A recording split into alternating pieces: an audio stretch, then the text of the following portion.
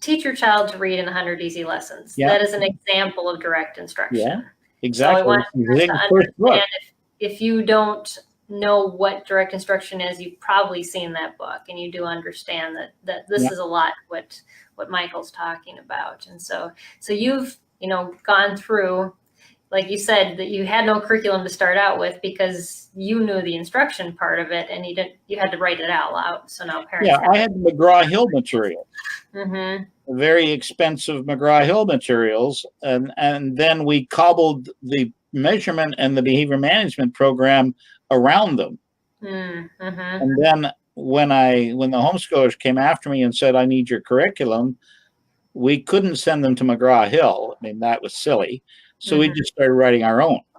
And there are two things that might be helpful to your listeners. The first one is that on our website, we teach you how to teach children to read. Mm-hmm. So there is a download that once you put in your email and your name, you can get complete training in this is how you teach someone how to read. Yeah. And along with that comes the first 10 lessons for free that you can download. And I will guarantee you this summer. Yeah, There's something you, if you do the training and you do the first 10 lessons, you will see a marked difference in the way your child is reading. So, yeah. So what can you start with any child? With that, and you're just kind of building from the basics and building up. So if they're already reading a little bit, then they're going to breeze through these lessons. Maybe not. It may actually hurt them. You may find some gaps. You may find some misteaching that's given them, the ability to guess. Oh. There's a format in our program that is designed to stop kids from looking at the first two letters of a word and guessing what it might be. Because they will get it often. They'll get it right just often enough to keep them guessing. Really? And they become very sloppy readers. With lots of errors. So, and Zig Engelman, sorry, go ahead. I was going to say, and then you run into comprehension issues and you have no idea why they exist. Well, comprehension is an entirely different game. When you teach a child to read, the first thing they have to learn to do is to figure out what the squiggles are. Okay. Because those are your squiggles. If I put the Greek alphabet in front of you right now, you're done. That's very true. If I give it to you in Arabic, we're done. If I give it to you in Mandarin, it's over. Right. And so we have to understand the symbol system.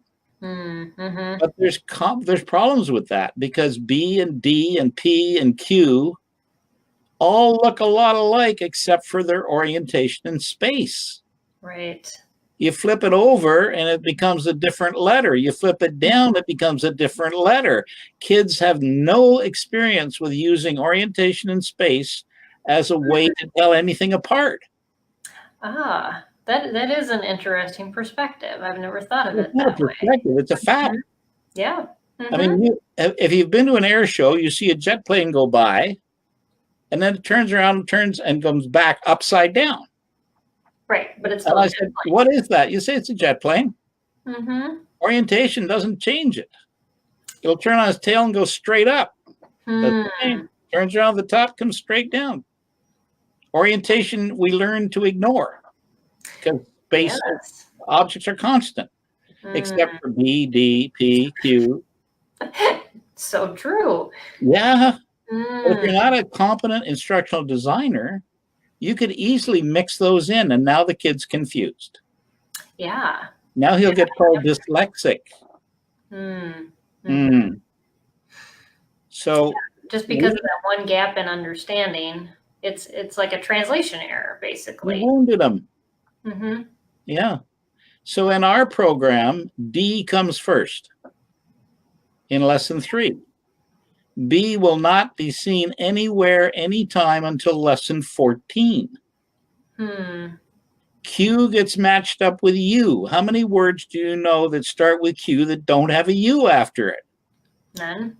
Oh, no, there's about 4. There's probably some, but I can't think of any. There's about 4. They're in your Scrabble dictionary. Oh,